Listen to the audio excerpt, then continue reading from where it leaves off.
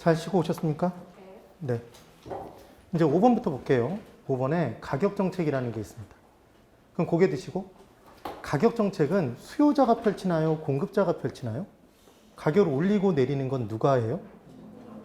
또 수요자가 한다고 얘기하면 정말 대단한 분들인 거죠. 공급자죠, 공급자. 그럼 공급자는 가격을 왜 올리거나 내려요? 심심해서? 이윤을 추구하기 위해. 그걸 이제 유식하게 표현한 게 총수입의 증가를 깨하기 위하여. 그렇죠. 그러면 자, 칠판 잠깐만 여길 보세요.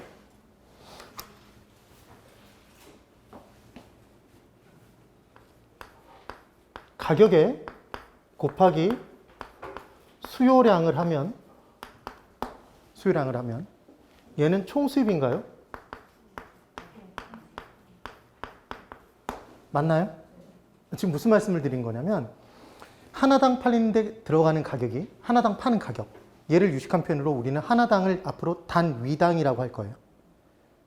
따라해 보세요. 단위당. 단위당. 얼마나 멋진 표현이에요. 단위당 가격. 하나당 가격보다는 훨씬 더 있어 보이잖아. 그래서 얘가 하나당 가격이 100원이었어요. 그때 팔리던 양이 몇 개냐면 얘가 100개래요. 그럼 여기서 한 가지 생각하실 게, 여러분 시장에서 수요량이 100개가 존재한다는 얘기는 다 이제 원하는 대로 거래가 이루어진다면 거래량이 몇 개죠? 시장에 사겠다는 양이 100이에요. 그럼 거래량은 100이죠. 그럼 공급량은 얼마예요? 100이죠. 지금 그 얘기를 하고 있는 거예요. 그래서 수요량인데 얘를 수량이라고 얘기할 수도 있는 거죠. 지금은. 됐죠? 그래서 얘가 100개입니다. 그럼 총수입은 얼마죠? 10,000원이에요. 10,000원. 10,000원이죠. 그러면 자 여기서 공급자의 꿈은, 자 누구의 꿈은? 공급자의 꿈은, 목표는 뭘 올리는 거다? 총수입을 증가시키는 게 목적이겠죠. 근데 총수입의 구성 요소는 두 가지네요. 우리 개론에서 이런 게 되게 많이 나와요. 총수입의 구성 요소는 두 가지죠. 가격과 하나당 파는 가격과 팔리는 양인 거죠. 지금 그 얘기예요. 그럼 공급자가 단순히 무슨 생각을 할까요? 뭐 올리자? 가격을 올리면 얘를 올라갈 것 같잖아요. 총수입이. 그렇죠? 그래서 가격을 올려봤어. 자, 가격 올린 거예요. 가격을 얼마로 올렸냐면 얘를 200원으로 올렸어요. 그랬더니 이렇게 됐어요. 그 말은 가격을 딱 200원으로 2배 올리자마자 수요량이 빵개가 돼버린 거잖아요. 그럼 수요량이 하나도 안 변한 거예요? 어마어마하게 변한 거예요? 이제 이걸 보면서 빵개니까 하나도 안 변한 거네, 그러시면 안 되죠? 지금 몇 개가? 100개가 빵개로 확 줄어버렸잖아요, 순간. 이게 10,000개였어도 빵개로 확 줄어버렸다고. 10만 개였어도 빵개로 확 줄어버렸다는 얘기예요. 완전 탄력적, 완전 비탄력적? 완전 탄력적이라면, 수요가 가격의 변화에 대해서 완전 탄력적이라면 가격을 조금이라도 올린 순간 다 뛰쳐나가 버려서 수요량이 빵이 되는 거죠. 하나도 안 팔리는 거지. 그럼 총수입은 조만간에 바로 졸지에 얼마가 됐다? 빵원이 된 거죠. 이해가 되셨어요? 지금 극단적인 경우를 보는 거야. 그럼 얘는 완전 탄력적, 완전 비탄력적? 주어진 가격 변화에 대해서 수요량의 변화율이 완전 탄력적인 경우잖아요. 그러니까 수요가 우리 시험 문제에서는 이렇게 나오겠죠. 나오면 수요가 완전 탄력적일 때 가격을 인상하면 총수입은 제로가 된다. 5조. 하나도 임대하지 못하는 결과가 발생한다. 하나도 못 파는 거잖아 지금. 5잖아 5. 이해가 되세요? 지금 그 얘기잖아. 그런데 이번에는 가격을 200원으로 올렸어요. 똑같이. 그랬더니 얘가 수요량이 100개랍니다. 수요량이 100개예요. 그러면 가격을 올렸지만 수요량의 변화가 하나도 없는 거네요. 지금 수요량의 변화가 있어요, 없어요? 없잖아요. 이걸 판단하라고, 이걸. 이게 탄력성이잖아요, 지금. 그죠? 그러면 얘는 공급자가 꿈꾸는 아름다운 세상이네요. 가격을 올려도 수요량이 하나도 변하지 않는 거잖아. 팔리는 양은 그대로고 가격 올린 만큼 얘는 비례해서 총수입이 증가하겠죠. 응? 가격을 2배로 올렸더니 총수입이 2배로 증가했잖아요, 지금. 아름다워요, 아름답지 않아요? 아름답죠. 누구 입장에서는? 공급자 입장에서. 그럼 얘는 가격의 인상에 대해서 수요량이 하나도 변화하지 않은 거니까. 가격을 올려도 수요자가 갈 곳이 한 군데도 없는 거죠. 대체할 게 하나도 없는 거잖아, 지금. 그래서 수요량이 그대로 유지가 된 거지, 지금. 그랬더니 올린 만큼 총수입은 증가한 거다? 비례해서 증가했네요. 완전 탄력적, 완전 비탄력적? 고개를 갸웃하면 안 되지. 여기 잘 보고, 여기 잘 보고. 고개를 갸웃거리지 말고. 주어진 가격의 변화에 대해서 량의 변화가 하나도 없잖아요, 지금. 100개, 100개. 그럼 반응된 변화율이 빵이니까 완전 비탄력적인 거지, 지금. 그럼 수요가 완전 비탄력적일 때 가격을 인상하면 가격을 인상해도 수요량이 하나도 변화가 없다는 얘기니까. 수요량이 하나도 없다가 아니라 수요량이 변화가 하나도 없는 거지, 지금. 똑같은 양이 팔리니까. 올린 만큼 총수입은 비례해서 증가한다? 맞잖아요. 지금 그 얘기인 거지. 그러니까 이제 우리는 무엇을 알았냐면 우리가 이제까지 공부한 수요의 가격 탄력성에 따라서 가격을 올렸을 때 수요량이 똑같이 감소하는 경우에 재화가 있고 단위 탄력적, 단위 탄력적. 더 많이 감소하는 재화도 있고 탄력적. 적게 감소하는 재화도 있고 비탄력적. 하나도 감소하지 않는 재화도 있고. 대답해야지, 대답해야지. 완전 비탄력적. 어마어마하게 감소하는 재화도 있는 거네요. 완전 탄력적. 그 결과 총수입은 증가되기도 하고 비례해서 증가하기도 하고 감소하기도 하고 변화가 없기도 하고 그렇겠네요. 지금 그 얘기잖아. 그래서 결론적으로 시험 문제에서는 수요가 탄력적이냐 비탄력적이냐에 따라서 공급자는 가격 인상 정책을 펼쳐야 할까요? 가격 인하 정책을 펼쳐야 할까요? 얘를 문제로 낸다는 얘기입니다, 여러분. 이게 우리가 풀어야 될 문제의 근본이라는 거죠. 그럼 우리는 얘를 이렇게 그려가면서 풀면 날 다 새나요? 해가 다 저물었어. 민법을 풀어야 되는데 민법 풀 시간이 없어. 그래서 그렇게 풀면 안 되고 또 MM이 있겠죠. 있을 것 같잖아. 그렇죠? 우리 실생활에 우리가 계속해서 경험했던 내용을 할 거예요. 자, 이제 들어보세요. 잘 들어보는 거야. 간단해요. 정말 쉬워. 영화 같은 걸 보면 이렇죠. 한 아이가 항상 전학을 오죠. 영화를 보면 한 아이가 이렇게 전학을 와요. 남학교죠, 남학교. 전학을 와서 이제 자기 소개시키고 어디 뒷자리로 이렇게 가라 그러죠. 저기 자리 비었네 이렇게 가라 그러면 맨 뒷자리에 약간 좀 덩어리들이 이렇게 앉아 있죠. 덩치가 큰 아이들이. 그러면서 그 아이가 뭐라고 해요? 쪽지를 이렇게 전달해 주죠. 그 전학생한테. 거기를 딱 펼쳐보면 뭐라고 돼 있죠? 쉬는 시간에 옥상으로 올라와. 아, 그렇잖아요. 뭐 그런 영화 다 보셨잖아요. 그죠? 이제 올라갔어. 이제 올라간 거야, 올라간 거. 그러면 그 덩어리들은 얘를 격려해 주려고 불렀을까요? 학교 생활 잘하라고 격려해 주려고? 아니면 학교 투어를 시켜주려고? 그게 아니죠. 자신들의 총수입의 증가를 깨하기 위해서. 맞잖아요. 돈을 뜯기 위해서 부른 거잖아, 지금. 그 부른 아이가 공급자라고. 예, 불려 올라간 전학생이 수요자야, 지금. 이해됐죠? 근데 얘가 전학생한테 돈 내놔 그런 거야. 돈 내놔. 그 윽박 지른 거예요? 윽박 지르지 않은 거야? 윽박 지른 거잖아요. 돈 달라고 윽박 질렀어. 근데 그 전학생이 힘이 약해요. 힘이 약해. 그럼 돈을 줘야 돼? 아니면 버팅겨야 돼? 줘야 돼요. 줘야 돼. 그러니까 총수입은 증가해 감소해? 지금 그 윽박 지른 덩어리들의 총수입을 얘기하는 거야. 공급자. 증가하죠? 뭔 말인지 알아요? 지금 그 얘기를 하는 거라고. 그러니까 수요자가 힘이 약하면 공급자는 뻑하면 뭐예요? 윽박 지르지. 가격 인상을 통해서 총수입의 증가를 깨한다고. 근데 반대로 해볼게요. 공급자가 이제 옥상으로 불러 올려서 덩어리들이 이런 거야. 야, 돈 내놔 그랬더니 이 전학생이 알고 보니까 무에타이 선수야. 그것도 전국 대회에서 우승한 아이야. 그러니까 뭐라 그러겠어요, 걔가? 아, 돈 달라고 그러니까 네 거 내놔 그럴 거 아니야. 뺏겼겠죠, 오히려. 그러니까 힘센 애한테는 윽박 지르면 돼, 안 돼? 안 되지. 아양 떨어야지. 그래야 떡고물이라도 떨어지지. 느낌이 딱 꽂혀요? 그러니까 수요자가 힘이 셀수록 공급자는 아양을 떨어야 된다, 윽박 질러야 된다? 아양. 그럼 공급자가 아양 떠는 건 가격 인하예요, 인상이야? 가격을 인하해줘야지. 그래야 가격을 인하해야 수요량이 많이 증가해서 탄력적이니까. 가격을 내려도 수요량이 많이 증가해서 총수입이 증가가 되겠지. 지금 그 얘기를 하고 있는 거라고요. 되셨어요? 그런데 이번에는 돈 내놔 그랬더니 얘가 어마어마하게 힘이 센 애야. 그러면 지껏 다 뺏기겠죠. 총수입이 얼마가 돼? 빵이 돼요. 그래서 완전 탄력적인 애한테, 완전 탄력적인 게 힘이 제일 센 애잖아. 아까 탄력적일수록 힘이 세다고 했죠.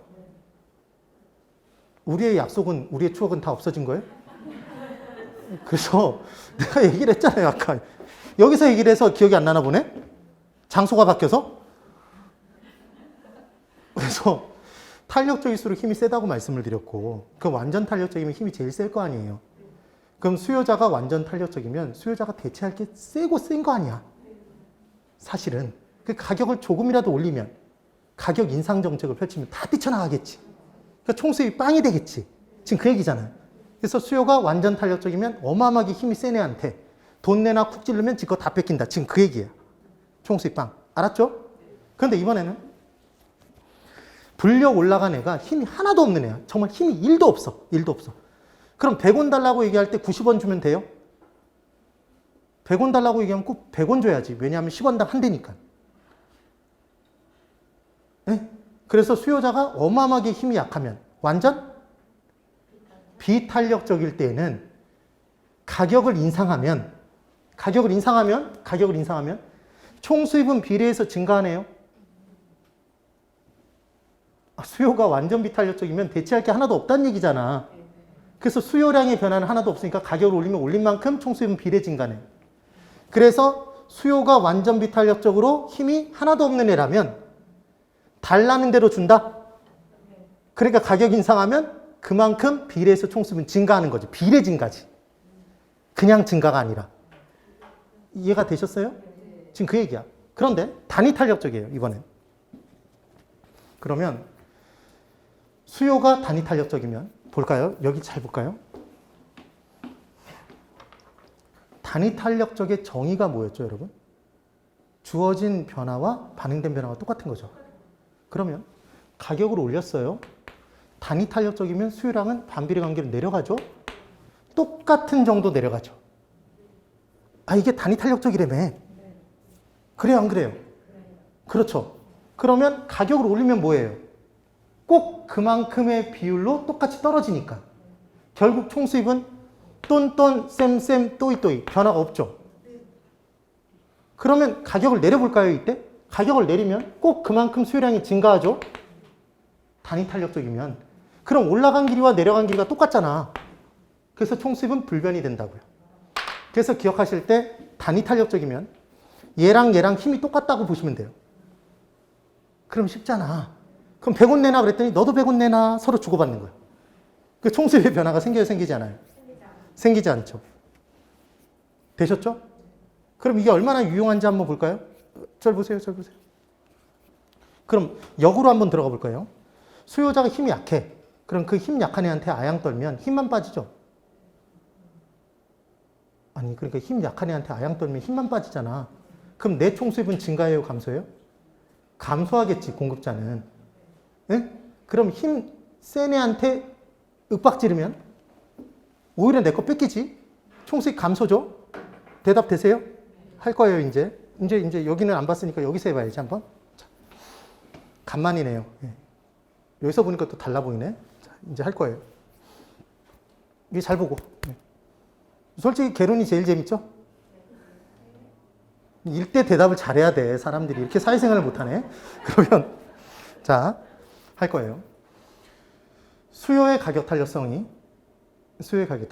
비탄력적일수록, 그럼 머릿속에서 바꿔야지. 수요가 힘이 셀수록 약할수록 비탄력적인 게 힘이 약한 거라며. 수요가 힘이 약할수록 공급자는 가격 인상 정책을 펼치는 게 유리하다. 윽박 지르는 게 유리하다. 오, 총수비 증가를 깨한다며. 힘 약한 애한테는 윽박 질러야 된다고 그랬잖아요. 오, 되셨어요? 그게 정답이라고.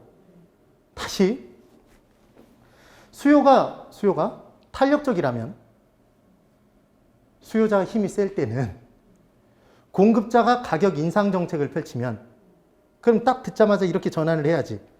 수요자가 힘이 셀 때 공급자가 윽박 지르면 총수입은 증가한다. OX? X. 감소하는 겁니다. 그게 문제를 푼 요령이라고. 쉬워요? 어려워요? 쉽죠? 그냥 그렇게 기억하면 돼. 끝난 거예요. 그런데 비탄력적이라는 걸 이렇게 주면 이제 또 이게 비탄력적이라는 표현인지 몰라요. 뭐라고 주냐면 이렇게 주는 거예요.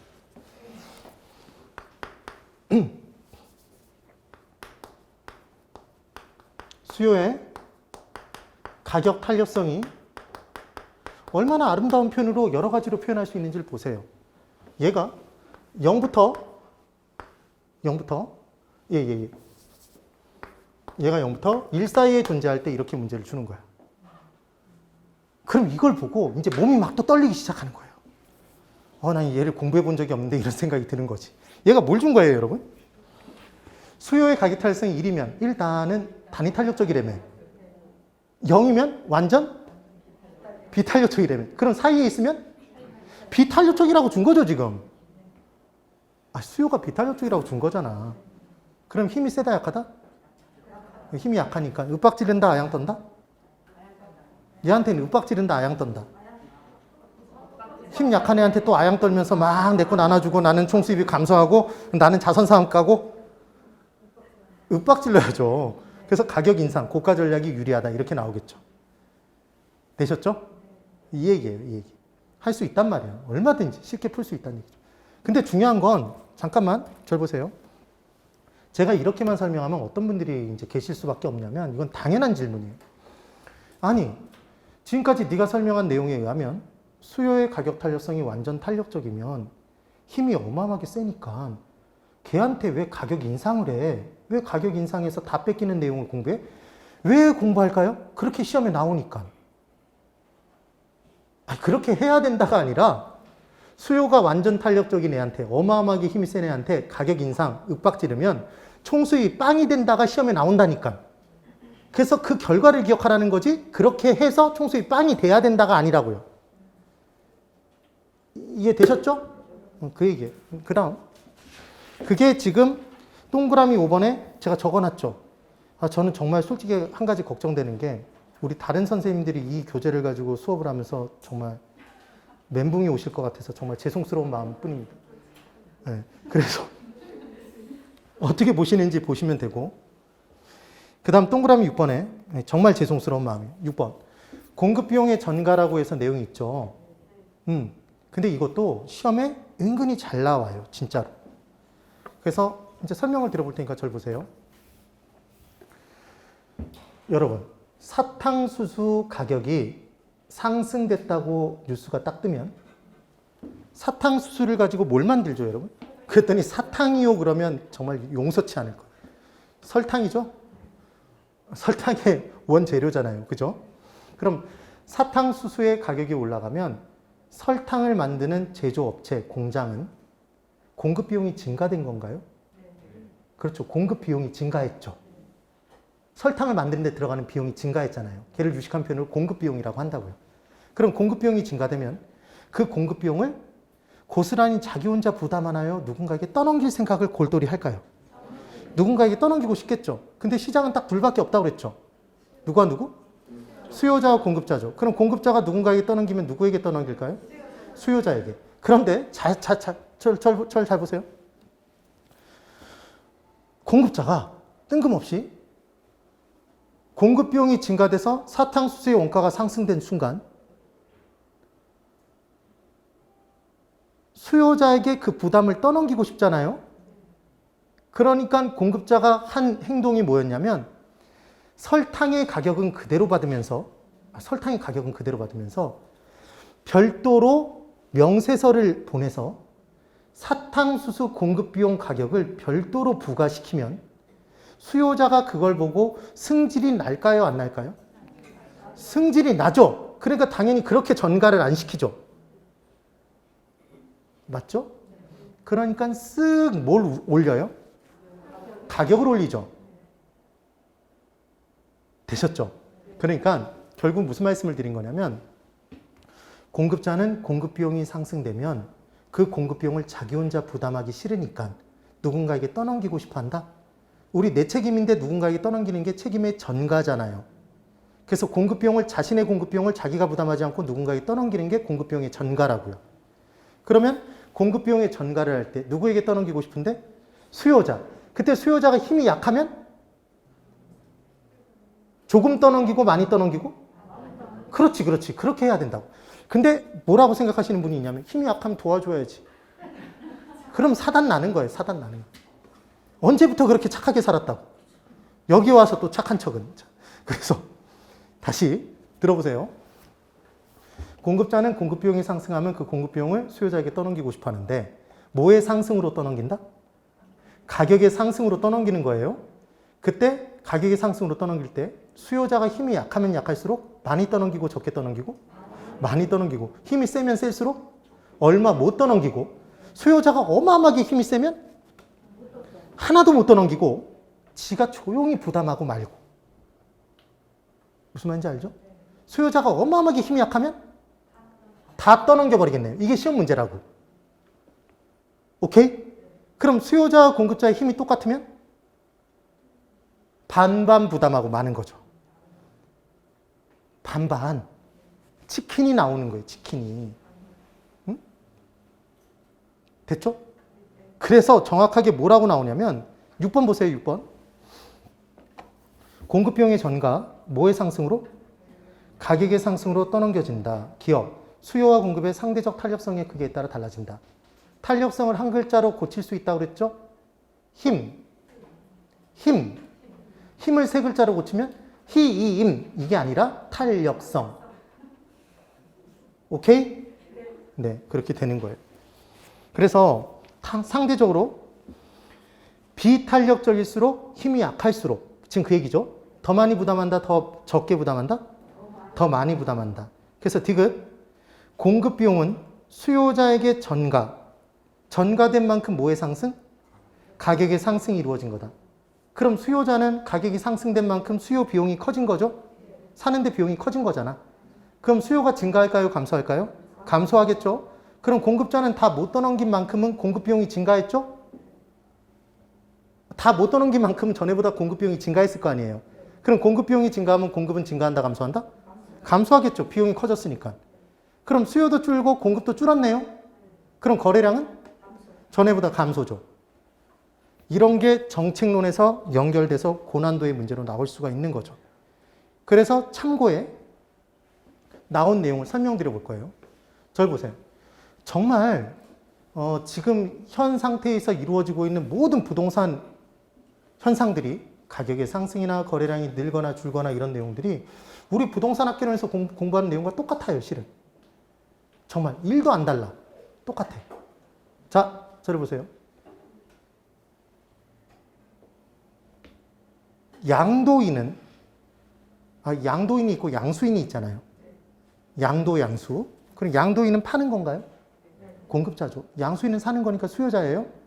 그럼 양도인 입장에서는 양도소득세가 양도소득이 생기면 내는 세금, 양도소득세가 공급 비용인가요? 공급 비용이 아닌가요? 그게 공급 비용이죠. 맞죠? 공급 비용이잖아요.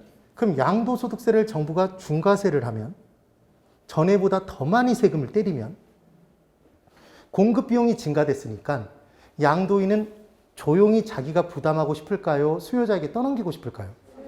수요자인 누구에게? 양수인에게 떠넘기고 싶어 해요. 뭐의 상승으로? 가격의 상승으로. 그래서 양도가액을 그만큼 올리는 거죠. 네? 그럼 그때 올라가는 정도는 뭐에 따라 달라진다? 수요와 공급의 상대적 힘의 크기에 따라 달라지겠네요.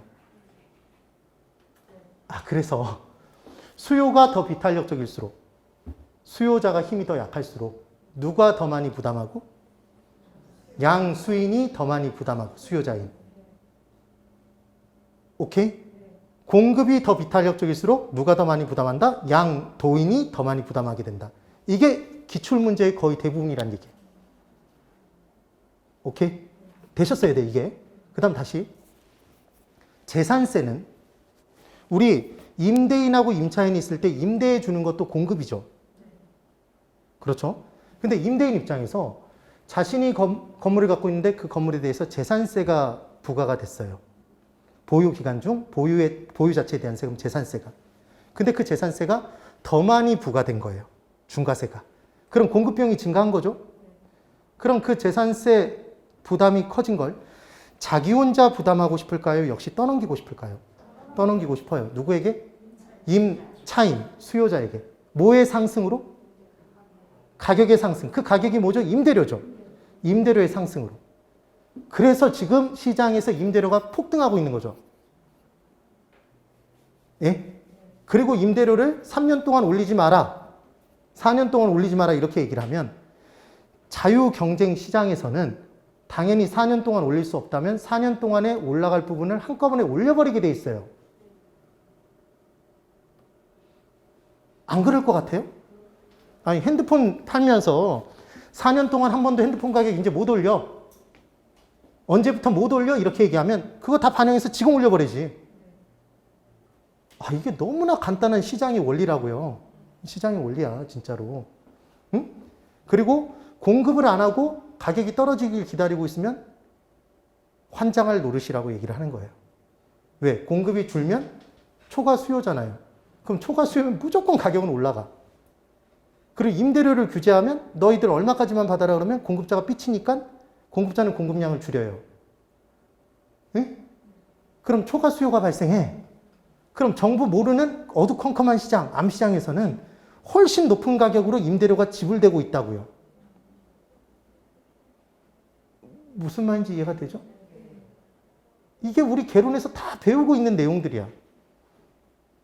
개론에 정말 기본적으로 나오고 있는 내용들이 지금 현실에서 벌어지고 있는 거예요. 그래서 개론을 잘 공부해야 돼요? 안 해야 돼요? 오늘의 수미상관 수업은 처음과 끝이 똑같은 주제로 관통되어 있는 개론의 중요성에 대해서 말씀을 드렸어요. 이해되시죠? 그래서 이 부분에 시험 문제 어떻게 나왔었냐면 저기 보세요. 재산세가 상승 부과되면 수요자와 공급자에게 반반씩 부담된다. 이렇게 문제가 나온 거예요. 틀렸죠? 뭐에 따라 달라진다? 수요와 공급의 상대적 탄력성의 크기에 따라 달라진다. 이렇게 나오겠죠. 되셨죠? 그렇게 기억해 두시면 돼요. 간단하죠? 생각보다. 그랬더니 너는 간단하겠지만 나는 어렵다. 뭐 이러실 텐데 그건 이해해요. 그 다음 괄호 2번에 필요할수록 비탄력적이다 돼 있죠? 그래서 투자성 부동산이 투기성 부동산보다 더 필요하죠? 그러니까 더 비탄력적이겠죠. 2번 생산 요소로서의 부동산하고 자산으로서의 부동산이 있는데 자산은 꼭 부동산으로 안 가져도 되잖아요. 그러니까 생산 요소로서의 토지를 대체할 건 없죠. 그래서 생산 요소로서 쓰이는 부동산이 더 많이 필요하니까 걔가 더 비탄력적이겠죠. 그 다음 3번 소비의 대상으로서의 주택과 투자의 대상으로서의 주택 중에 소비의 대상으로서의 주택 주거 안정을 깨하기 위해서 얘는 필요하잖아요. 그러니까 얘가 더 비탄력적이겠죠. 투자의 대상으로서의 주택보다. 그 다음 4번 필수재와 사치재 중에 뭐가 더 필요하죠? 필수재가. 그래서 얘가 더 필요한 거예요. 필요하니까 비탄력적이죠. 그러니까 뭘 하나를 딱 집어넣고 생각해 보시면 정말 쉽냐면 고개 들어보세요. 가격이 올라갔어요. 어떤 재화의 가격이 올라갔는데 그 재화가 나한테 필요하면 필요할수록 나는 해당 재화의 수요량을 얼마 못 줄이죠. 얼마 못 변하잖아요. 얼마 못 변하는 게 비탄력적인 거잖아. 그것만 기억하면 되는 거예요. 꼭 필요하다면 하나도 못 줄이잖아. 완전 비탄력적이다. 이렇게 기억해 주시면 된다고요. 이게 탄력성의 본질의 끝인 거예요. 사실은. 그 다음 괄호 3번 대체할 것이 많아질수록 탄력적이다. 그래서 1번 부동산은 대체할 것이 근본적으로 개별성의 특성 때문에 다다르다. 특성을 띠므로 적음으로 비탄력적이고 2번 일반적으로 세상 밖으로 나갔을 때 뭐가 제일 많으므로 주택이 제일 많으므로 주택이 가장 탄력적이 될 것이고 그러나 3번 상업지역이라면 뭐가 제일 많을 것이므로 상업용 부동산이 대체할 것이 많으므로 상업용 부동산이 더 탄력적이 된다. 되셨죠? 4번 공공임대택의 건설 공급 정책이 나타나면 단기적으로는 그러니까 이게 어려운 얘기가 아니라 공공은 정부입니다, 여러분. 정부가 임대택을 건설 공급해주면 시장에 임대택 공급량 증가하나요? 단기에는 얘들이 만들어서 공급해주면 정부가 만들어서 공급해주면 그만큼 수량이 증가하겠죠?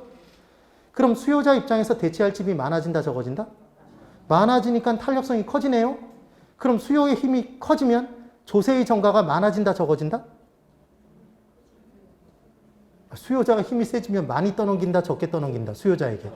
적게 떠넘긴다. 그게 연결돼서 쭉 나온다고. 그게 정책론에서 나오면 또 그게 무슨 말인지 못 알아듣는단 말이에요. 이렇게 공부를 안 해놓으면. 네. 그래서 지금 4번에 수요의 탄력성이 왜 더 커진다고 얘기했는지 이해하시면 되고. 그 다음 4번. 규제 제약이 많아질수록 비탄력적이 된다. 그래서 1번에 건부지는 물리적 제약이 있는 만큼, 왜 물리적 제약이 있죠? 지상의 건물이 물리적인 제약이었죠. 이용에 있어서요. 그러니까 물리적 제약이 있는 만큼 더 많이 변한다, 적게? 적게 변한다. 탄력적, 비탄력적? 비탄력적이다. 낮이보다. 2번, 지역지구제가 토지이용의 규제니까 지역지구제가 실시가 되면 토지이용의 규제가 더 심해진 거니까 공급이 좀 더 탄력적이 된다, 비탄력적? 비탄력적이 된다. 이렇게 됩니다. 그리고 잠깐만, 이걸 분명히 또 이렇게 설명드렸는데 이해를 못 하시는 분들이 있을 수 있어요. 자, 아까 제가 고가인 재화와 저가인 재화가 있을 때 뭐가 더 탄력적이라고 그랬어요? 이거 대답 못하면 오늘 집에 안 보낼 거예요. 그분은 남아서 저하고 야간반까지 같이 듣고 가는 거예요. 9시까지. 자, 이제 집에는 가야 되니까 눈빛이 달라지겠죠? 고가인 재화가 좀 더 탄력적이다. 지금 전체적인 분위기가 다 보세요. 다 들고 있어, 지금. 들어야 집에 간다는 얘기야. 나도 집에 보내버리고 싶어. 네. 저가에서 손들진 않겠죠? 그래서 고가인 재화가 좀 더 탄력적이에요. 왜 그런지 설명을 드려볼게요. 고가의 대명사에 벤츠가 있다고 생각해 볼게요. 벤츠 가격이 1억이라고 볼게요. 5% 가격 상승률이 이루어졌어. 근데 5%만큼 가격이 상승해도 1억에 5%니까 500만 원이 상승한 거죠. 그럼 수요자 입장에서는 부담이 커졌죠. 무슨 말인지 알아요? 그러니까 수요량이 많이 감소한다고요. 고가인 재화일수록. 그래서 수요의 가격 탄력성이 큰 거예요. 그런데 껌값은 저가의 대명사죠. 우리의 일상생활의 관용 어구로 껌값이지 이런 표현 쓰잖아요. 껌값이 너무 비싸서 껌값이라고 얘기하는 거예요? 아니죠. 저가의 대명사잖아. 그래서 예전에 껌이 제 기억으로는 200원에 7개였어. 안에 들어있는 게. 그랬더니 너 옛날 사람이구나 이런 반응이 나오겠죠. 그랬더니 300원에 7개더니 갑자기 500원에 7개야. 그랬더니 지금은 1000원에 6개죠. 껌값이 그렇게 막 올라가고 있다고. 그런데 자자, 껌값이 1000원에서 껌값이 얼마만큼 올라갔냐면 10% 상승했대요. 껌 가격이. 그럼 껌 가격이 10%나 상승했으니까 벌벌 떨면서 이제 껌을 사서 씹지 말아야지 이럴 사람 있어요? 없죠. 왜 그래요? 10% 올라갔지만 절대 금액이 1000원이었죠. 처음 시작이. 1000원에 10%면 100원이잖아. 그 100원이 올라갔다고 해서 껌을 안 사서 씹겠다는 사람이 없는 거지. 그래서 수요량의 감소가 적죠. 저가일수록. 지금 그 얘기를 하는 거예요, 사실은. 근데 그걸 그렇게 뭐 하려고 기억을 하냐는 얘기예요. 이걸 디립다 막 머리 아파가면서 공부하지 말고 제가 설명드린 대로 탄력성은 변하는 정도. 규제 제약이 많으면 많을수록 적게 변하겠네. 필요하면 필요할수록 가격이 올라가도 얼마 못 변하네. 얼마 못 줄이네. 비탄력적. 그걸 기억하라는 얘기예요. 대체할 것이 많으면 많을수록 가격이 조금만 올라가도 난 많이 뛰쳐나가겠네. 많이 변하니까 탄력적이 되겠네. 힘이 센 사람일수록 탄력적이네. 두 대를 기억하는 거예요. 두 대를. 그때 그놈을. 됐죠? 그리고 공급자는 공급 비용이 증가되면 꼭 떠넘기려고 든다. 누구에게? 수요자에게. 그때 떠넘기는 걸 뭘 상승시켜서 떠넘긴다? 가격의 상승. 떠넘겨지는 정도는 무엇과 무엇에? 수요와 공급의 상대적 탄력성이 크게 따라 달라진다? 지금 그 얘기죠? 그러면 이제 마지막 마무리. 정확하게 딱 하루 진도 밀렸어. 이제 오늘까지 수업을 진행해서. 뭔가 특단의 조치를 나중에 하긴 해야 돼요. 그 특단의 조치는 뭐 보강이겠지 뭐겠어요. 자, 여기 잘 보시고. 칠판 잘 보세요. 제가 적으면 대답을 한번 해보세요. 수요의 탄력성이 3이래요. 수요의 가격 탄력성이 3이랍니다. 응? 그럼 얘는 상대적으로 탄력적이다. 상대적으로 비탄력적이다. 와, 정말 훌륭해요. 오늘 답을 한 번도 손을 안 들면서 오늘 하나 정답 맞추고 가는 거예요. 지금은 손을 들면 안 되는 거였어요. 왜냐하면 제가 뭐라고 그랬죠? 상대적 탄력성이라고 그랬죠. 그러면 제가 한 손으로 실제로 한 30kg까지는 들어요. 안 믿는 분위기네? 30kg까지는 들어요. 그럼 저는 상대적으로 힘이 센가요, 약한가요? 모르죠. 왜냐하면 제가 한 손으로 50kg를 드는 사람 옆에 가면 저는 상대적으로 힘이 약한 거죠. 근데 제가, 똑같은 제가 한 손으로 10kg밖에 못 드는 사람 옆에 가면 상대적으로 힘이 센 거잖아. 그러니까 상대적 탄력성의 크기는 말 그대로 공급의 탄력성을 줘야 알지. 얘가 3이면 반반 부담이죠, 얘. 치킨이 또 나온 거라고, 이렇게 되면. 네? 그럼 얘가 1이면 얘가 더 비탄력적이죠, 공급이. 얘가 더 많이 부담하겠지. 얘가 4면 얘가 더 많이 부담하죠. 상대적으로 비탄력적이니까. 얘가 0이면 에? 공급이 탄력성 0이라니까 0. 그럼 얘 힘이 하나도 없는 거잖아. 그럼 얘가 전액 부담해야죠. 오케이? 그럼 얘가 무한대면? 얘가 무한대면 얘가 다 부담하겠지. 네? 이게 상대적 탄력성의 크기란 얘기입니다. 되셨죠? 그래서 상대가 없으면 상대적 탄력성의 크기는 판단할 수가 없는 거예요, 사실은. 그런 내용들까지도 설명을 한번 드려본 겁니다. 재미있었죠? 탄력성이 이만큼 재미있어요. 그럼 다른 내용은 더 재미있겠죠? 좀 웃어주세요. 괜찮아. 웃어도 돼. 그렇게 뭐 인상을 쓰고 있을 필요는 없어요. 그래서 다음 주에 연결해서 나머지 내용을 보고 할 거예요. 근데 제가 꼭 부탁의 말씀을 드리고 싶은 게 개론도 열심히 하면 성적 진짜 올라갑니다. 딱딱 떨어져요, 진짜로. 딱딱 답이 딱딱 떨어지게 돼 있다고, 개론은. 정말 재밌는 학문이에요. 제가 봤을 때 과목 중에 제일 재밌어. 누구 기준으로? 제 기준으로. 제 기준. 그러니까 제가 여러분들에게 최대한 알기 편하게 재미있게 설명을 드릴 테니까 여러분들은 빠지지 말고 계속 들으세요. 되셨죠? 매일 정리 노트는 저 혼자 풀 거야, 오늘은. 뒷부분의 내용들이 많아서 수업을 오늘 안 한 내용이 너무 많아. 그래서 여러분들은 이제 가셔도 돼요. 되셨죠? 다음 주에 연결해서 열심히 할 거니까 또 정확하게 오시고요. 그리고 아직까지도 밴드에 안 들어와서 공부 안 하시는 분들은 진짜 그렇게 공부하시다가 나중에 혼나요. 네. 네이버 밴드에 박소연의 멘토링 개론 들어와 보세요. 그 안에 얼마나 처절하게 공부를 하고 있는지 지금. 네. 제발 열심히 하시기 바랍니다. 네, 고생 많으셨고 오늘 탄력 받으셔야 돼요. 공부에 탄력 받는 날이 됐으면 좋겠습니다. 오늘 여기까지. 대단히 수고 많으셨습니다. 수고하셨어요. 네.